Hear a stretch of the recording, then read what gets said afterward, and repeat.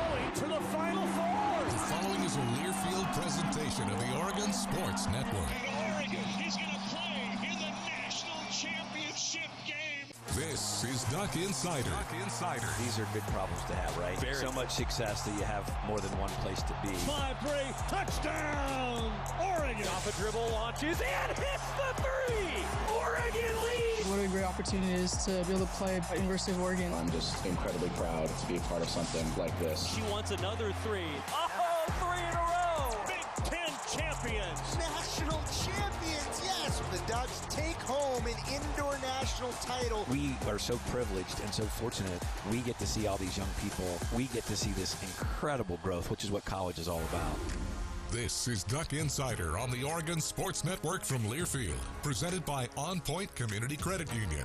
People are the point. Now let's go live to the Country Financial Studio to talk Oregon Duck athletics. The spring game approaches on Saturday. The surplus sale is coming up. We have multiple things to celebrate with Senior Associate Athletic Director for Equipment Operations and Championships, Aaron Pooh Wasson. Clap. Welcome inside the Country Financial Studio. How are you today? Thank you. I'm doing great. Appreciate you having me. Oh, this is one of my favorite conversations of the year because you give everyone their shopping list. That's right. Yeah, we're going to break that down. Of course, the spring game coming up. We've got multiple interviews for you. Reminder that the traffic flow will be a little bit different with the spring game because of the construction going on around the Autzen complex. If you haven't gotten your parking pass yet, well, I encourage you to go to GoDucks.com and get that parking pass ahead of time. Donation to Food for Lane County is your price of entry. It's one of the biggest fundraisers for Food for Lane County every year for the 1 o'clock spring game coming up at Autzen Stadium. Parking lot's open at 10, Pooh. When will you be here?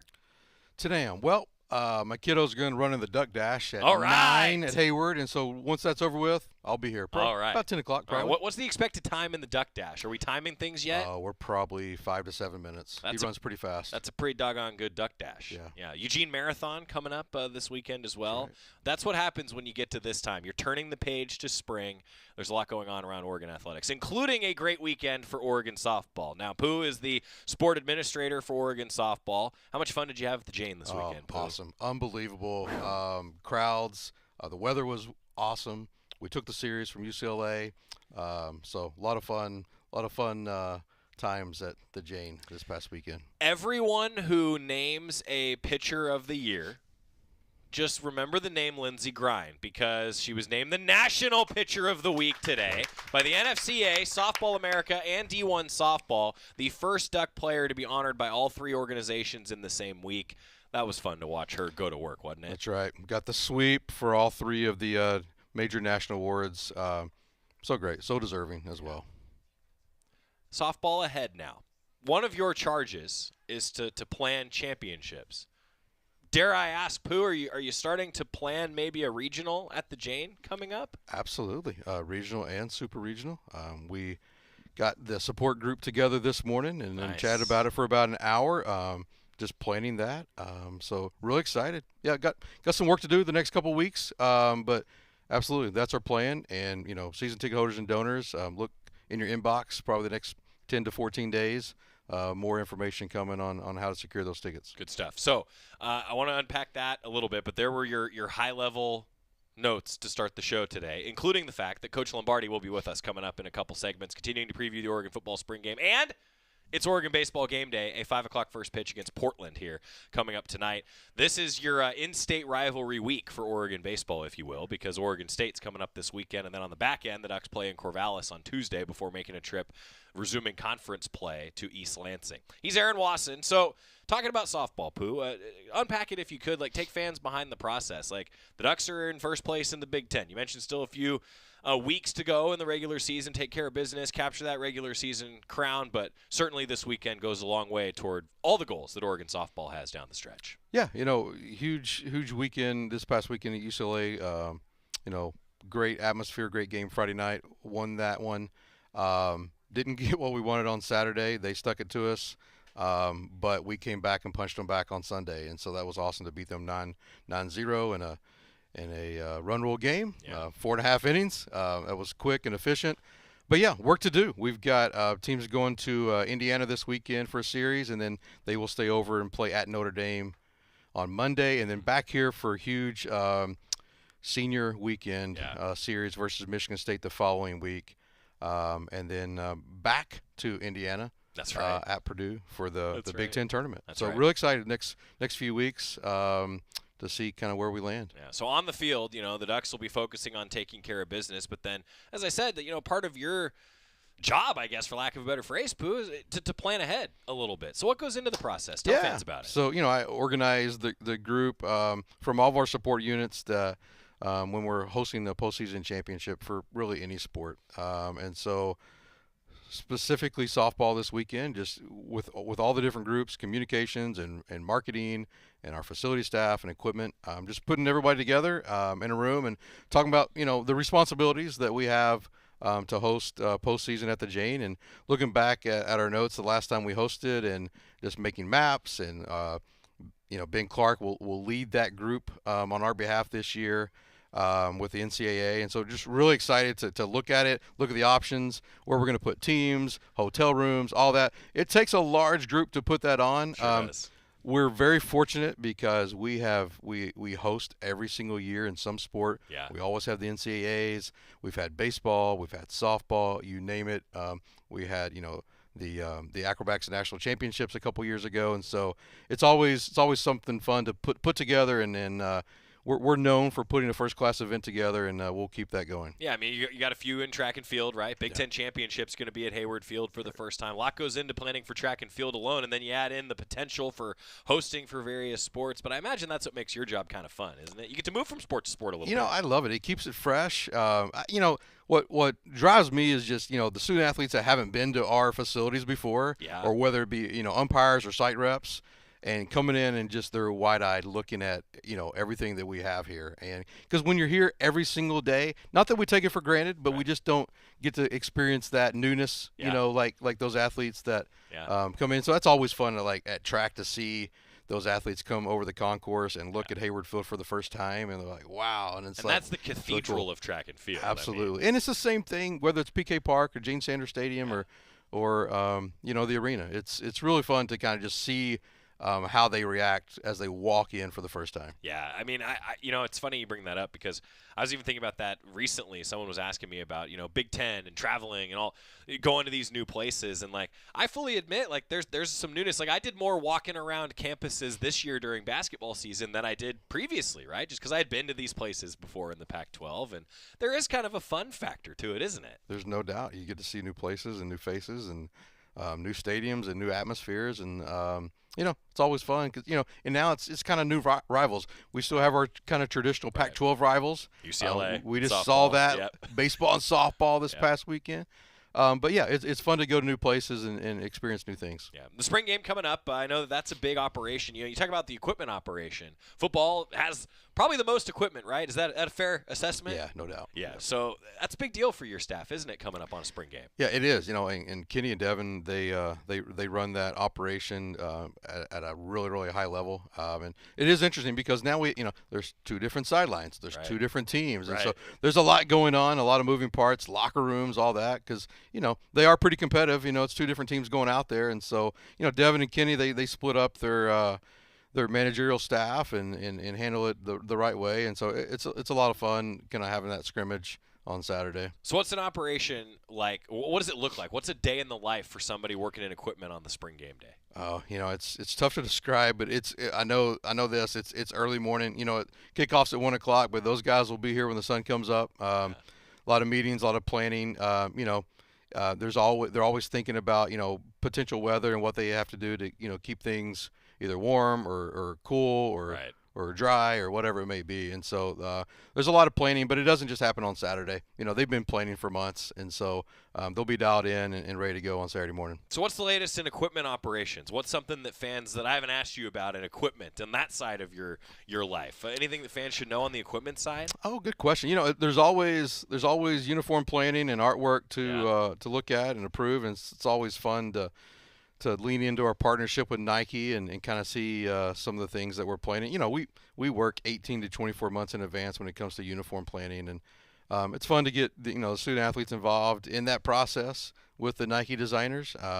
So there's always something going on, we're refreshing our uniforms in all of our sports every 3 to 4 years. Right. And so we have that cadence going on. And, so, you've got that. And then there's always the surplus sale. That's right. I'll go ahead and transition to that now if you want to. I'm ready. So, all right, the surplus sale, like I said, you're going to give everybody their shopping list. So before we do that, time out, okay? Coming back to the surplus sale conversation. I had a feeling that you might go in that direction. Pooh, you've done this before. Once or twice. Aaron Wasson is with us, so we're going to talk surplus sale as we continue here. It's a good day on the Oregon Sports Network from Learfield. As a local community credit union founded by teachers, OnPoint is committed to supporting the students and faculty at the University of Oregon. And on game day, we're right there with you, on the field, in the bleachers, and in the classrooms. Drop by our local branch today and discover the many ways OnPoint can help support your financial well-being. OnPoint Community Credit Union. People are the point. Federally insured by NCUA. Equal housing opportunity. At Shadow Hills Country Club, we're more than just an award-winning golf course and practice facility. Our events team offers all-inclusive event pricing that allows us to take care of all the details while you enjoy your event. Our indoor and outdoor venues offer you a wide variety of fully staffed options that put the focus on you. From weddings to business and social events, at Shadow Hills Country Club Events Center, you get the benefits of a resort atmosphere and amenities in a peaceful country setting, just minutes from downtown Eugene. Call for a tour today or visit shadowhillsevents.com. Duck Insider continues after this timeout on the Oregon Sports Network from Learfield. Hey, so what's a great way to spread awareness that driving high is illegal everywhere? A catchy song, of course. You can run, but you can't drive high. You can run, but you can't drive high. Friendly reminder, don't drive high. If you feel different, you drive different. Brought to you by NHTSA and the Ad Council. Are you prepared for an emergency or disaster? Because it's not a matter of if, but when. Don't find yourself saying, when the storm rolls in, my time to find a pet-friendly evacuation center will have run out. The scorching heat wave will leave me powerless to cool my insulin. I'll face a hurricane without meds. Now that's a tough pill to swallow. Let's prepare so we all have a better story to tell. Get started at ready.gov/older adults. Brought to you by FEMA and the Ad Council.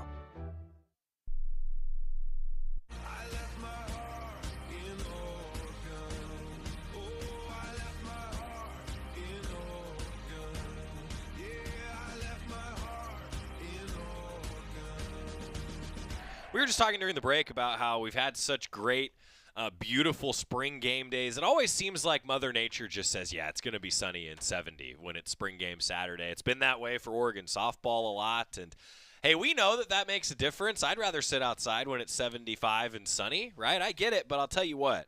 The fact that here at Oregon, the spring game is a huge, huge draw for fans, I'm just going to say it out loud. The coaches, I think, agree with me. It's a huge draw for recruiting, too. It's a special day when you get to celebrate. It's really what it is. It's a community celebration all day long at Autzen Stadium on Saturday. It really is.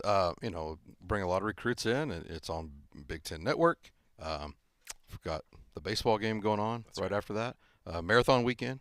Yeah. So a lot going on in Eugene. Kind of a big baseball weekend, too. We'll talk a little more baseball coming up. Aaron Wasson with us, and welcome you back to Duck Insider, presented by OnPoint Community Credit Union. The surplus sale. Is this the wildest day in equipment operations? Oh, good question. It's kind of like the wildest 90 minutes. Yeah, that when we open the doors at 9 a.m. and within, by 10:30 or so, it's like you look around, you're like, oh, wow, it looks totally different here. Yeah. It happens fast. It does. But it's fun. It's always fun to be a part of the planning and to be able to give a little benefit to our season ticket holders and donors to get in a little early. And, we're all, able to offload a few of the extra things that we have at the end of the year. Yeah, so let's take a step back. For those maybe that are in the uninitiated, I should say, of the surplus sale, take us through the details, Pooh. Why do you do it in the first place? And then some of the operation details fans should know. Yeah, and so, we order new product from Nike every single year going into the summer and the fall season. And we want to be in the newest and brightest Nike apparel that we order every year. And so we have, there's only so much room on the shelf that we have in all of our equipment rooms. And which, by the way, is a vast equipment room, let me tell you. So that gives you an idea here. We're very fortunate to be able to work in the spaces we work in every day. But that's why it is in May every year, because it's kind of near the end of the competition year, right. And as the new Nike product begins to arrive, beginning in June, and so that's why we have it. And our equipment staff is always looking throughout the year, what are some things that they can designate to the surplus sale. And so that's what happens. But season ticket holders and donors have priority access, and so they should have received those emails, and it's all on our social media, and we'll push that at our different events this weekend as well. But I think they have until next Thursday, the 1st, to register and claim those tickets, to get in line early, to get priority access. But yeah, the sale is on Saturday, the 3rd, May 3rd, and all the details are online there. We will have a line raffle at 8 a.m. As long as you're in line by 8 a.m., you get the opportunity to be first in line, just like like anyone that's there. And so we will put all the tickets in this raffle hopper, and we'll pull one out, and we'll find that lucky fan in line, and now they will be first in line. And so then we'll just wrap around there. So as long as you're in line by the designated time, you have as much a chance to be first as anyone. But so there's no reason to be there ridiculously early. Don't come overnight. It's been a long time, really, since that's been an issue, I hope, right? It's probably been 8 years or so until we made that change. And, we just kind of internally had a discussion about how can we eliminate the camping, but also provide a benefit to our donors. And so it was a win-win. Yeah, it's huge. So what are the highlights this year, huh? What's on the shopping list? Yeah, you've always going to have some really cool footwear, helmets, jerseys. T-shirts are, I think, $5 or $7. Hats are $5, all the way up to footwear and helmets and jerseys. And so the normal product, if you've been to one, it's going to look a little bit like the same. Okay.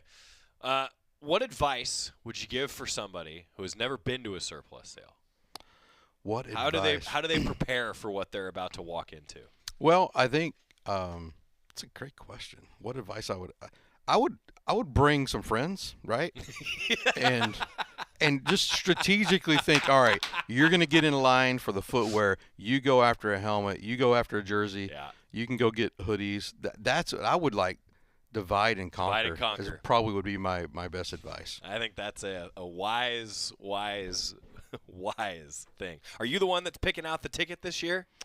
I cannot disclose who does that. Okay, so we don't know yet who's picking out the lucky ticket. More to come on that. What is the oddest thing at the surplus sale this year? Do you know yet? I do not know. We really dig into that right after the spring game. Okay. And so if you have me on next Tuesday, I could probably tell you that, but I'm sure you're probably already booked. Look, Pooh, I will always make space on the show for you, right? If everyone wants to know what the weirdest thing that they're going to see at the surplus sale is going to be, you can come back. Check out our social media probably next Thursday and Friday as we're setting up. I'll have one of our staff members throw something out on social media as the oddest. Yeah. The oddest. Because I should say, like, part of the university surplus, right? It's not just like the awesome Nike gear. Like, there's every now and then there's a good example, I guess, would be a desk. Yeah. Right, a desk showed up. I remember one year. Some random things that find their way into it. Right. But so we try not to do the furniture because it's mostly just apparel and equipment. Yeah, it's going to be fun though at the Mo. So again, all the details are on GoDucks.com. It's run very similar to years past, and Duck Athletic Fund members, season ticket holders, you still have a little bit of time. If you're hearing this, I haven't done my priority access yet. You still have a little bit of time. Head to GoDucks.com. In your ticket account, you can get that priority access. Anything else fans should know on that front? What did we miss? No, go to GoDucks.com. All the details are there. We'll provide, clear garbage bags for everybody that comes in, so you don't have to bring bags or shopping carts or anything like that. All right. Card only. So only. Plastic only. Okay. Debit or credit. Makes it pretty efficient getting out. Should be a fun time. It's always a fun time. We'll have 1,000 or so people come through. There's some parking challenges, just like with all the construction. It's exciting with the construction. But so look at those maps. The East Gravel Lot on the other side of Autzen, the east side of Autzen is where everyone will park. We'll be pushing out some more social media stuff this time next week. Great. He's Aaron Wasson giving you a preview of what's to come for the surplus sale. Big baseball weekend coming up. How are you spending your weekend? I mean, you've got baseball, you got the spring game, you've got the Duck Dash, you got the Eugene Marathon. What's the Wasson calendar look like this week? Well, I will always be listening to our radio call of softball games. Yeah.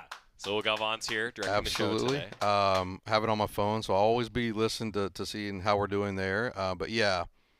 Duck Dash. I think we've got to pick up the packet for the Duck Dash at the Graduate on Friday. So we got all planned out. The Duck Dash Saturday morning, spring game, all kinds of fun stuff going on. And I'll make a softball or a baseball game or two. Yeah. Big weekend for them. So excited to check them out at PK Park. That's fun. Aaron Wasson, Senior Associate Athletic Director for Equipment Operations and Championships, joining us. What did we miss? What else should fans know today? It's a great day to be a Duck. What a wonderful time of year with everything that's happening in the spring sports, and so I love this time of year because we're all busy, but it's exciting. Looking forward to hosting some softball, some awesome track meets. Cheering on baseball and the other sports, and golf is now into the postseason. Some tennis, and so it's always fun in the spring. It's always fun. Around here, but especially in the spring. Oh, this is when you get so many sports that head into championship season. That makes it fun. And then, the nice thing, I always say this, like the broadcaster sounds good when the team is good, right, Pooh? And absolutely. Well, the fact is that this show is a heck of a lot easier to host when you're winning a Big Ten championship in women's golf. Congratulations again to Derek Radley and the team, and an individual champion in Kiara Romero. Congratulations again to Kiara Romero. And you sweep a few series here up ahead, and well, you never know what could happen on the diamond. That's when the show's fun to host, too. No doubt. Aaron Wasson joining us. Thank you, sir. Really appreciate it. Thanks for having me. And if, again, everyone, follow along on the various socials for some fun reveals of what's to come for the surplus sale. Good tease by you.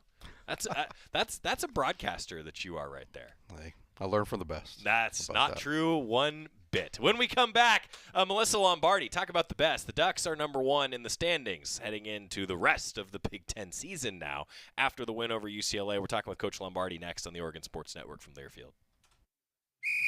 As a local community credit union founded by teachers, OnPoint is committed to supporting the students and faculty at the University of Oregon. And on game day, we're right there with you, on the field, in the bleachers, and in the classrooms. Drop by our local branch today and discover the many ways OnPoint can help support your financial well-being.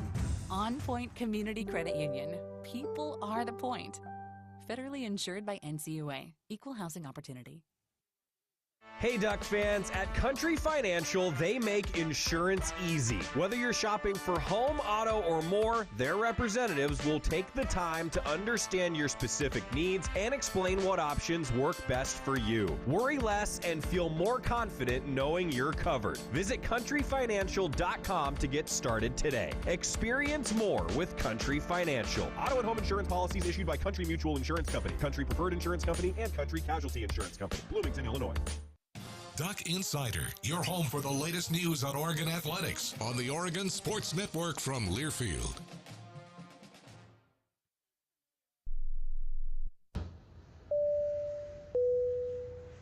This is your captain. We are going to be experiencing some slight turbulence. Please fasten your... Oh, hold on. Just got a video of my cat. Imagine the pilot of an airplane was as confident as you are texting and driving. Seems kind of crazy when you put it like that. Visit StopTextStopWrecks.org. A message brought to you by the National Highway Traffic Safety Administration, Project Yellow Light, and the Ad Council. Comes to a gun suicide attempt, all it takes is a moment. Heather and I had an argument just like any other couple. I was lost. I had snapped. I had a gun and I was going to take my own life. Heather helped me realize that there was still a life to live for the better of myself, my family. My weapon is now safely put away. A moment of crisis can happen to anyone. Store your guns, locked, unloaded, and away from ammo. Hear more safe stories at endfamilyfire.org. Brought to you by Brady and the Ad Council.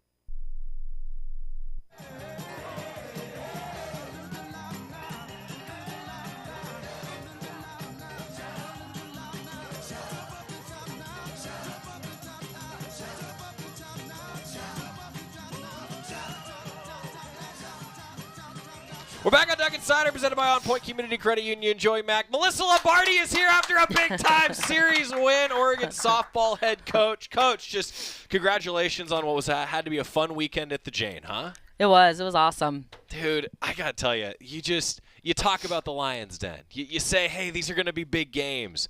There's so much build-up and anticipation. And then when you have a series win and it goes mostly the way you'd like, you got to just have a smile on your face on Sunday night, I hope, right? I did. Sunday night was really nice. Yeah. And now, really nice. To unpack that a bit, what did you see from your team, Coach? I always like to start generally. What'd you take away? Just love how they competed for each other. Big moments in the game where different people had to step up. We didn't get what we wanted in the second game, so how did they respond in the third? And since I've been coaching here, this group always responds. They always know how to do that, so that was really good to see. It was just an awesome atmosphere. Yeah. The Jane was rocking. Our fans were amazing.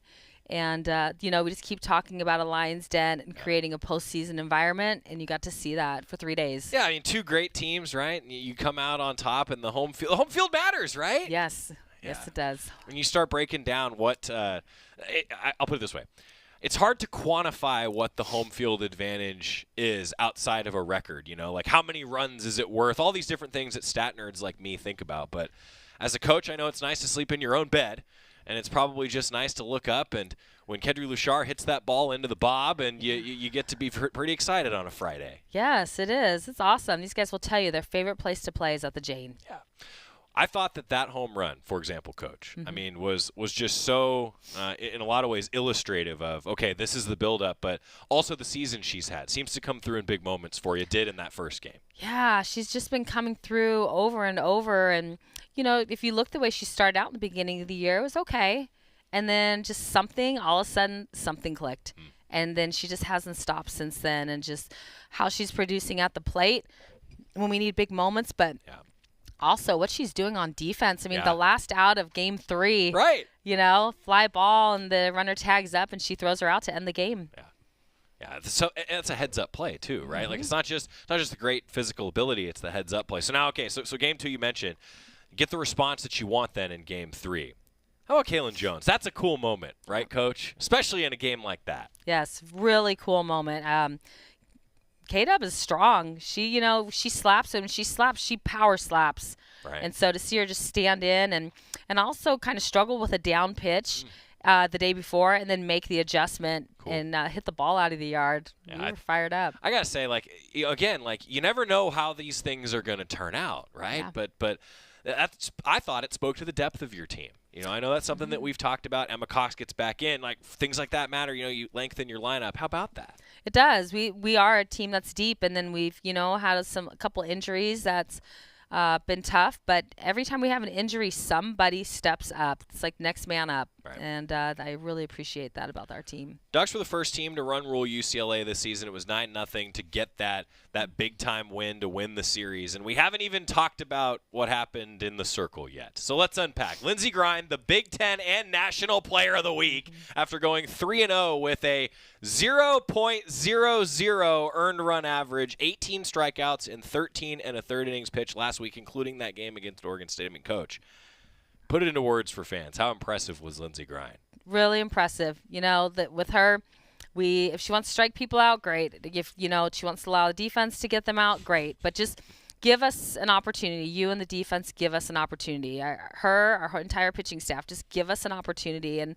I thought we did a great job of that all weekend long. She's the only pitcher in the nation to beat the top teams like UCLA, Tennessee, and Florida State. Leads the NCAA with 24 wins. Not just in the conversation for Big Ten Pitcher of the Year, but National Pitcher of the Year. When you recruited her, I mean, I'm not going to ask you, did you see it coming, right? Because everybody hopes that this is what happens. But I want to ask you instead, how much has she grown even over the course of this season, Coach? Because it seems like she's gotten better and better as she's pitched for you. Yes, she's grown a lot. And she didn't come here and we reinvented the wheel. Like, the stuff she has is the stuff she has. It's about how can we enhance upon it? How can we get smarter with what we're doing, you know, in game, and understand what hitters are trying to do against her. Sure. She works really hard. She puts a lot of time into it, and it's been exciting to watch her grow. Yeah, boy, that was fun. Okay, so that was the weekend that was. And again, first place in the Big Ten. Still a lot of softball to be played, but this is where you want to be, right? Definitely. I'd imagine that that's a motivation point for your team, but I don't know. Do you talk about that this week? Like, okay, now the target's on you. I don't know, all those sorts of things. You know, we don't even really talk about target. Like, we haven't talked about that all year. We just talk about who are we and how are we going to show up. Sure. You know, regardless of who we play, how do we as a group show up each weekend? Kai Lushar, quick note, leads the NCAA in steals with 48. Already holds the Oregon record, now third all-time in the Big Ten Conference's history, chasing that record. More to come on that. The stolen base continues to be a threat for you, doesn't it? It does. Indiana, Friday through Sunday. What do you see from them? What's the scouting report on the Hoosiers? They're really good. They swing. I think they're one of the top teams in the nation with batting average. They run. I feel like we're going to play a team that is like ourselves. They're very aggressive. They're coached really well. They're very, very good. Talking about, too, the road environment, Coach. I mean, you mentioned, like, developing that postseason type of feeling. You hope you don't have to go on the road for a while in the postseason, but I imagine it's still valuable here down the stretch. It is. I think it's important. Like, from all year, we've talked about being able to show that we can win on the road and to be able to go into a hostile environment and handle our business. So this will be a great test to go there, and then after that to go to Notre Dame. Yeah. But it's important that you can win on the road. How about that Notre Dame game? I mean, that's a fun addition to that road trip, isn't it? Yes, definitely. So it's just right now we'll just one by one with Indiana, and then when we get there, finish the weekend off with Notre Dame. All right. Coach Lombardi, I always appreciate you taking the time. What a great weekend at the Jane, huh? Let's have a few more great weekends at the Jane. Sounds good to me. All right. Coach Lombardi, thank you. I Thank appreciate you. your time. Travel safe. Thank you. When we come back, previewing the spring game, a lot to unpack. It's also Oregon Baseball Game Day. Back after this on the Oregon Sports Network from Learfield. Dear Truckin' Awesome, Toyota Tundra's got heart-pounding horsepower. Tacoma is one rugged ride, and the 4Runner is tough as nails. Truck yeah. Find yours at Toyota.com. Toyota, let's go places. As a local community credit union founded by teachers, OnPoint is committed to supporting the students and faculty at the University of Oregon. And on game day, we're right there with you, on the field, in the bleachers, and in the classrooms. Drop by our local branch today and discover the many ways OnPoint can help support your financial well-being. OnPoint Community Credit Union. People are the point. Federally insured by NCUA. Equal housing opportunity. Dear Truckin' Awesome, Toyota Tundra's got heart-pounding horsepower. Tacoma is one rugged ride, and the 4Runner is tough as nails. Truck yeah. Find yours at Toyota.com. Toyota, let's go places. This is Duck Insider. Duck Insider on the Oregon Sports Network from Learfield. You say you'd never give in to a meltdown and never fill your feed with kid photos. You say you'd never put a pacifier in your mouth to clean it and never let them run wild through the grocery store. So when you say you'd never let them get into a car without you there, no, it can happen. 1 in 4 hot car deaths happen when a kid gets into an unlocked car and can't get out. Never happens. Before you leave the car, always stop, look, lock. Brought to you by NHTSA and the Ad Council. The possibility of lung cancer can be pretty scary, especially if you're one of approximately 8 million current or former smokers at high risk. That's why SaveByTheScan.org wants you to know that now there's a breakthrough low-dose CT scan that can detect lung cancer early, and it only takes 60 seconds. You stop smoking, now start screening. For an easy quiz to see if you're eligible, visit SaveByTheScan.org. It could save your life. SaveByTheScan.org is brought to you by the American Lung Association's Lung Force Initiative and the Ad Council.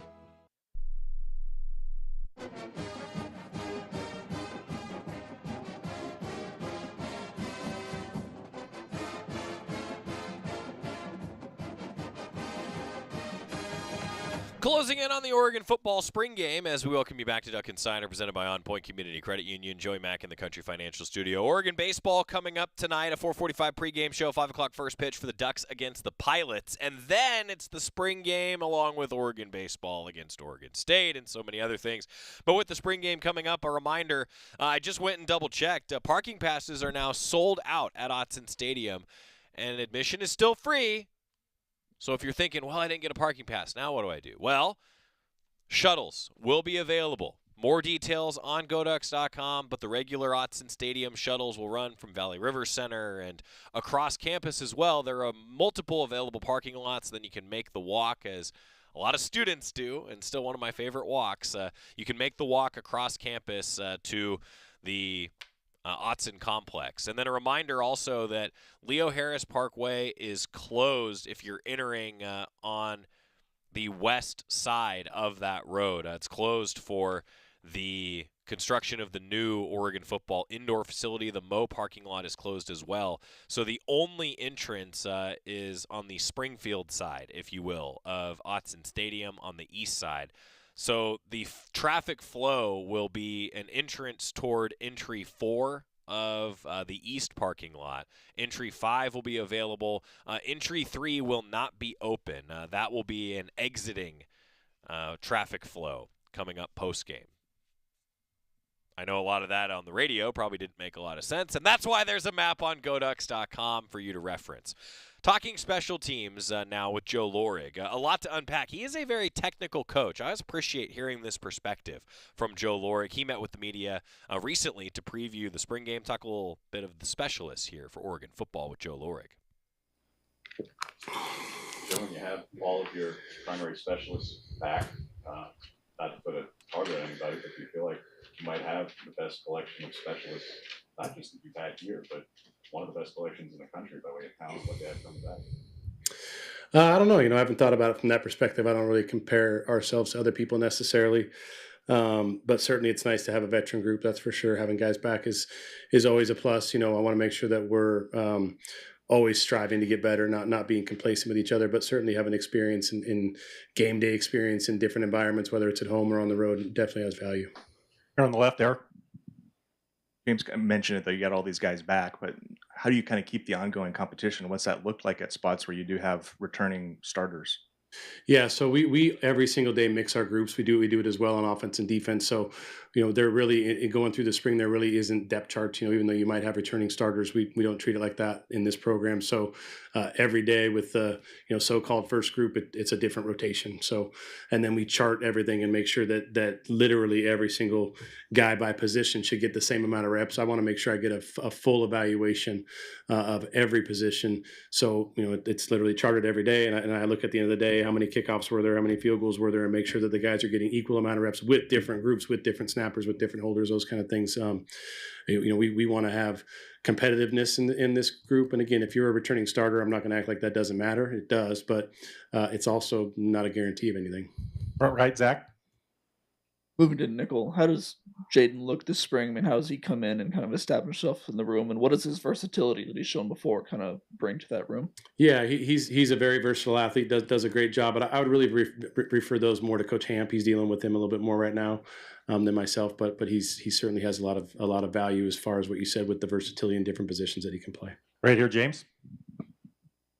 At punt return specifically, when Tez was as good as he was, and replacing him when he was down briefly last season was a bit of a challenge. Who is getting looks there here starting in the spring besides Gary, who we know did in the past, but besides him, who else is getting looks there?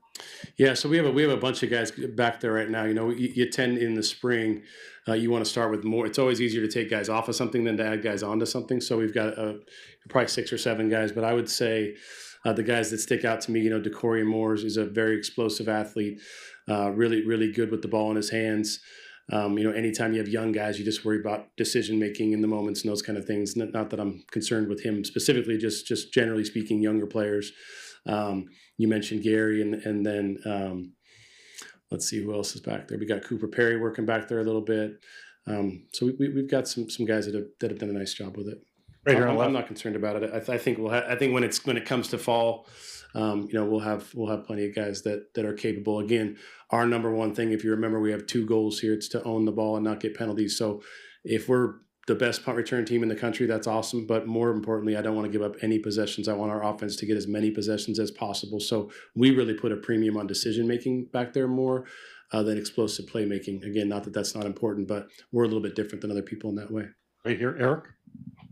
Just in analyzing and assessing Atticus's season last year, kind of what were some things that you took away that you found, I guess, were really positive, and what are some things that are maybe priorities, workouts for this offseason?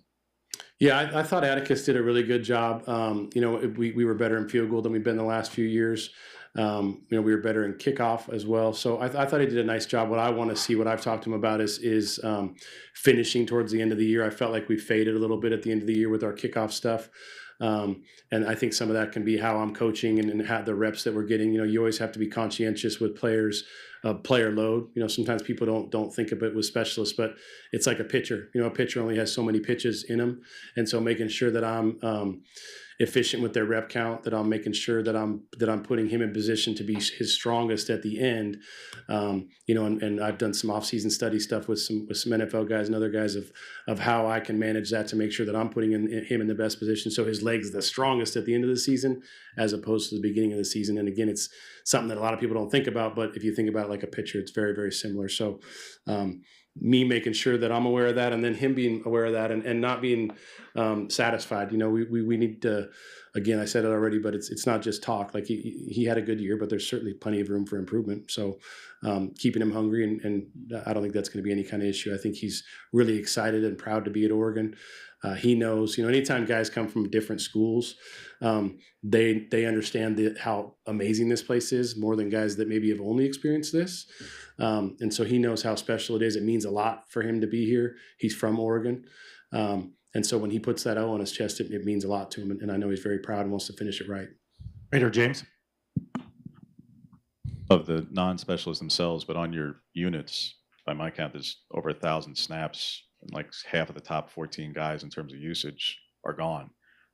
Who goes into filling some of those roles? And a guy like Kenyon, who had a ton of reps, because his volume is going to go up on offense, does his volume on special? Are you planning for his volume on special teams to go down because it really only has like one direction to go? Yeah, good question. So we do I think a good job here of really monitoring that. So we always every week I get a rep count of offense and defense, right? And then I give our staff, starting with Coach Lanning and the rest of the staff after that, a rep count of how many reps a guy played on what we call the big four, which is punt, kickoff return, kickoff cover, and punt return. How many they had in that game, how many reps they had, and how many reps they have on the season. So we want to make sure that we're not underutilizing or overutilizing players. But at the same time, special teams here is a priority. It's not just talk. It's helped us win games, and we know it can help us either win games or lose games, right? And so Coach Lanning's stance is that guys can start on 2 units. So if you're a starter on offense or defense, besides O-line, D-line, or quarterback, you can start on 2 units. Certainly I'm not selfish, and I want to be really good on offense and defense. So someone like a Kenyon, where maybe he started on 3 last year, I could start him on 2. But as long as there's not going to be a huge drop off, maybe I only start them on 1. So we're always managing it. But what you'll find is, this happened when I was at Memphis. We first started doing this. I don't know if you guys know who Tony Pollard is, but he's a running back in the NFL, great player. And I knew he was one of the best running backs on our team, so I was only using him on 1 special teams unit. And then the head coach came to me and he's like, "Well, you realize he's only in certain packages. He only played 16 plays last week." And I didn't realize, because I just knew he was a great running back. So that's when we started really keeping track of that rep count. And when you see that, it's because, maybe the offense that week is in more 10 personnel and Kenyon's not on the field as much, or maybe that week they're in more 12 and he's on the field the whole time. So just monitoring it that way and making sure, again, that we want to make sure we don't overutilize or underutilize. And then the nice thing about special teams that's great is we don't have a thick playbook, right? So it's easier to play when you're younger. So the experience is always valuable. Don't mishear me, but the experience is less important, in my opinion, on special teams than it is on offense, defense, just because there's less moving parts. There's less to think about. Right here, Eric. I'm going to ask a similar question to the one I asked about Atticus for Ross, of just kind of what you took from last season, and then kind of where are some places that maybe he needs to make some improvement this year. Yeah, well, I talked about how finishing better, specifically with kickoffs, and then really his height on field goals and improving that, and then his goal. We sit down and we talk about areas that I think guys need to improve and areas that they think they need to improve. And I know one of the things that he wants to really see improve and compete at is longer field goals. We really had kind of a shorter, mid-range field goal guy last year, and then Boyle would come in for the longer ones. And one of Atticus's off-season and spring goals is to improve where he could potentially compete to be that guy. Certainly that decision won't be made now, but in fall camp, I know that's one of the things that he wants to see improve. Really, I don't have the chart in front of me, but his 45 and in field goals throughout his career, counting at Oregon State, have been really, really good. It's when he's gotten outside of that range, it hasn't been as strong. And so he spent some time with some of his other personal coaches in the off season, and then obviously with me and evaluating how he can improve that. Back left, Matt. Specifically back to Cooper and DeCorian, what traits do you like to say, hey, like they're good enough to get reps as a returner? Yeah, I should have said Malik Benson also. I forgot. Apologize. I just walked off the field. So I talked about it. So the traits that we look for in returners, number one is to be a great decision maker, right? We want to own the ball. So I can't have a guy, some teams really will put explosive playability more so than that.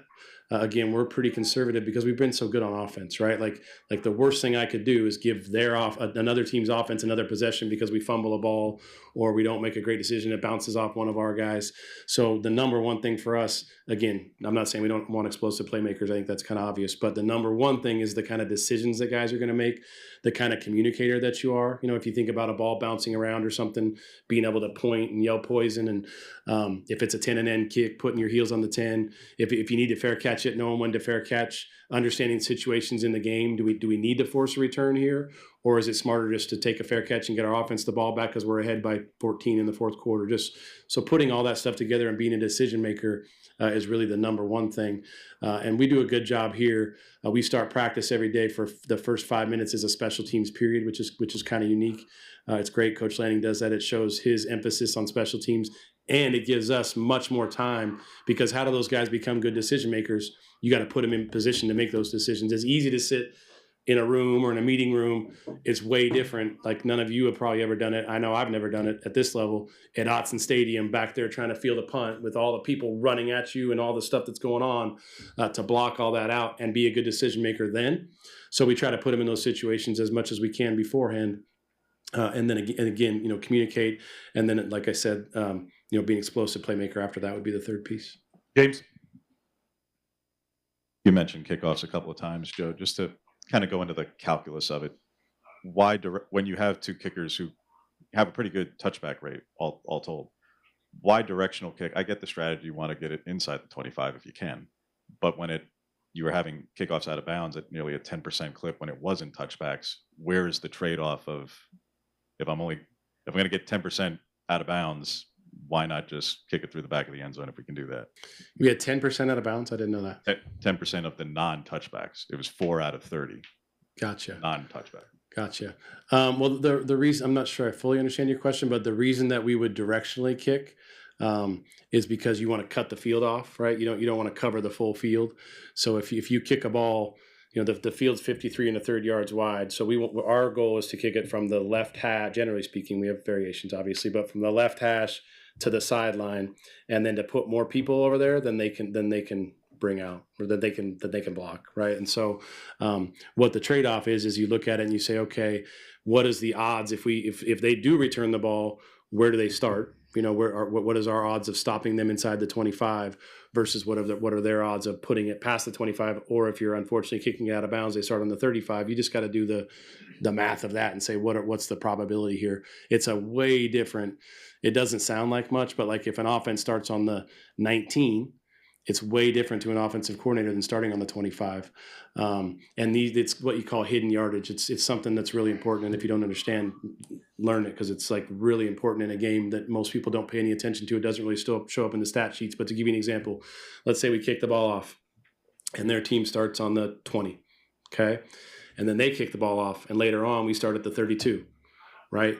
There's a 12-yard difference from them starting at the 25 if they had just taken it. You guys feel what I'm saying? So over time in a game, if you get 12 yards on a punt return and they get no yards, if you start adding up all those yards over a game, it's crazy. It's like it can be anywhere from, I mean, it can be whatever, but a lot of times you'll all look at it and it's like, wow, we were plus 150 in that game. Well, if you took 150 yards and added it to your offensive numbers or took it off your defensive numbers, it'd be amazing, right? Well, all those yards are what can make the difference in the special team stuff. So it's that's what we do. Kicking it out of bounds is terrible. Obviously, I hate it. It's not good. It's catastrophic. So the problem is you don't know when it's going to happen. You know, that's the deal. And you just try to play to your kicker's strengths. No different than any other position. Like what are you guys good at? How I tell them is like, okay, you know, even last year we would kick off the right hash sometimes, if you remember, to make it hard for other teams. What I tell people is like, okay, Atticus, if it was $1 million kick, where are you putting the ball and where are you kicking it? I'm putting it off the left hash and I'm kicking it to the left corner, coach. Cool, that's what we're going to do, right? Like I try to be as player friendly as I can. I've had kickers before that wanted to be in the middle and kick it different ways. I've had kickers that wanted to be on the right hash. I'm going to always play to the player's strengths and then adjust what I do to that. I always appreciate hearing from Coach Lorig. There's so much that goes into that special teams operation. And, you know, the Ducks do put a lot of priority on it. What he's talking about there, I can tell you firsthand, I have observed it at practice. The Ducks work their special teams periods. They put a lot of value on that hidden yardage, as Joe Lorig was breaking down. I thought that was fun, talking a little football, in-depth special teams strategy with Joe Lorig. Quick timeout. When we come back, it's Oregon Baseball Game Day, getting you set for the matchup with the Pilots right after this on the Oregon Sports Network from Learfield. Hey Duck fans, at Country Financial, they make insurance easy. Whether you're shopping for home, auto, or more, their representatives will take the time to understand your specific needs and explain what options work best for you. Worry less and feel more confident knowing you're covered. Visit countryfinancial.com to get started today. Experience more with Country Financial. Auto and home insurance policies issued by Country Mutual Insurance Company, Country Preferred Insurance Company, and Country Casualty Insurance Company, Bloomington, Illinois. As a local community credit union founded by teachers, OnPoint is committed to supporting the students and faculty at the University of Oregon. And on game day, we're right there with you, on the field, in the bleachers, and in the classrooms. Drop by our local branch today and discover the many ways OnPoint can help support your financial well-being. OnPoint Community Credit Union. People are the point. Federally insured by NCUA. Equal housing opportunity. Your daily dose of Oregon athletics. This is Duck Insider from Learfield. I'm a pretty great multitasker. I can wash dishes and do laundry. I can roller skate while walking my dog. I can even order lunch while doing my homework. But I can't use my phone while driving. A distracted driver is one of the leading causes of death in the United States. So when it comes to driving, please, don't be a multitasker. Don't drive distracted. A message brought to you by the National Highway Traffic Safety Administration, Project Yellow Light, and the Ad Council. All right, son. Time to put out this campfire. Dad, we learned about this in school. Oh, did you now? Okay. What's first? Smokey Bear said to. First drown it with a bucket of water, then stir it with a shovel. Wow, you sound just like him. Then he said. If it's still warm, then do it again. Where can I learn all this? It's all on SmokeyBear.com with other wildfire prevention tips, because only you can prevent wildfires. Brought to you by the USDA Forest Service, your state forester, and the Ad Council. I'm coming home to the place that I remember, back to the land of my first love. Would you spread wide your arms for this wayward son? I left my heart in. Back on Duck Insider, presented by OnPoint Community Credit Union. Joey Mack in the Country Financial Studio. Tonight, Oregon baseball looking to avenge a loss that they suffered to the Pilots in the first game of the month of April. Lost 7-6 in a game that Mark Wasikowski described not as a game where they got beat, but as a game that Oregon lost. Now, meanwhile, Oregon has recently responded from a loss that, well, the Ducks didn't exactly like on Saturday against UCLA. Never want to get run ruled, never want to have a one-run game turn into a 10-run game in the late innings. The Ducks did bounce back and get a win over UCLA. We saw a little bit of history with Mason DeVille breaking the single-season home run record. He's got 19 and counting now. Mason DeVille talked with the media on Sunday about the weekend that was, bouncing back, some history, and now getting ready for the Pilots tonight. Here's Mason DeVille. new record. How does it feel? Feels good. Went into the game, kind of just didn't really think about it too much. Just went in there after yesterday and wanted to win, and yeah, it felt good. Kind of blacked out a little bit, I guess you can say. It was a big spot in the game, and so trying to do whatever I can to help my team win. Now that you have this, what are some of your personal records or personal goals going forward in the season? Yeah, I mean, I'd say it's all about the team, really. I want to go to Omaha. Never been there. I'd say that's goal number one, and that might be the only goal. So, tell us about this necklace. Which one? The shiny one. Oh, this one or the one below? Yeah, both, I guess. This one? We got this one last year. I can't remember when, but a lot of the guys have it, and then. Yeah, it's just my number. It's been lucky so far, so I've kind of just been using it. Obviously, you just heard Waz say it, that he's got a clubhouse of unhappy guys right now. What's that going to look like for you? What's that mentality been like around the team right now? Yeah, just a chip on our shoulder. We know we're a good ball club, and we can do a lot of good things. I mean, we went to a super regional last year and pretty much had our whole lineup come back. I think 8 of the 9 from that second super regional game, and so the standard's high. And yeah, I mean, it's baseball. You're going to lose games here and there, but we also shoot to win every game. So just kind of having that chip on your shoulder and competing every day, I feel like it'll work out in the long run, and it just keeps you level-headed. So on a happier note, did you get the ball? I did get the ball, yes. You got any plans for that one? Not sure yet. I'll probably give it to my parents or something. They'll do something with it, but yeah, I'm glad I got the ball. It's pretty sweet. Well, said that there were a lot of conversations in the dugout today, and not a lot of them were G-rated. So, what was kind of said in there? If you can give that out. Yeah, just competing. I mean, we weren't happy with how it ended yesterday. They're a great ball club. Going in there, and today was really just about being the tougher team, and so. Certain innings, just going out there and maintaining that kind of drive, I guess you can say, and we're competitive. I mean, we're a bunch of guys, so we were going out there. I mean, sometimes you don't say the best stuff or whatever, but just kind of lighting a fire, that's the biggest thing. How do you try to keep that fire going into Portland first and then next week against Oregon State? Yeah, just maintaining it. I mean, going out this week and handling Portland and going in there with the same kind of competitive nature we did today. And just building off of this weekend and then continuing to get better at practice because every weekend's important, but this one's pretty important too. It's a big rivalry week, so we're excited for that. It's a rivalry week that really begins tonight. And Mark Wasikowski talks a lot about winning the state. Well, winning the state is a start tonight. You have to start tonight to beat the Pilots. Then you worry about Oregon State coming up Friday, Saturday, Sunday, right? Take care of business tonight. It's a 4:45 pregame show. We've got a 5 o'clock first pitch at PK Park. Continuing to break down all things Oregon football tomorrow. We'll also talk with Taylor Susnara. That's right. Acrobatics Tumbling National Championships coming up. See you tonight. Hi, I'm Ryan Blaney, a third-generation race car driver, and I dedicate a lot of my time going fast. But when my grandpa was diagnosed with Alzheimer's, it was a very unexpected bump in the road for us. It's important to notice if older family members are acting differently or having trouble with routine tasks.